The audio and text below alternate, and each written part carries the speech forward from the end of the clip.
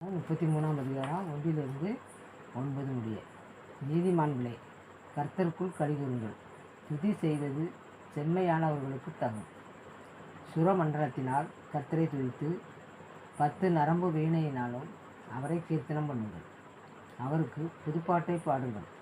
ஆனந்த சத்தத்தோடு வாத்தியங்களை நேர்த்தியாய் வாசியுங்கள். கர்த்தருடைய வார்த்தை உத்தமமும் அவருடைய செய்களெல்லாம் சத்தியமாய் இருக்கிறது. அவர் நீதியிலும் நியாயத்திலும் பிரியப்படுகிறார். பூமி கர்த்தருடைய காருண்யத்தால் நிறைந்திருக்கிறது.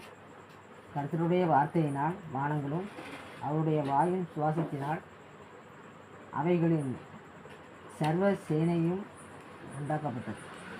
அவர் சமுத்திர ஜலங்களை குவியலாக சேர்த்து ஆழமான ஜலங்களை பொக்கிஷ வைப்பாக வைக்கிறார்.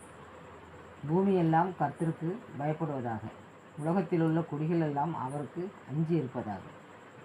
அவர் சொல்ல ஆகும். அவர் கட்டளையிட நிற்கும். ஆமென்.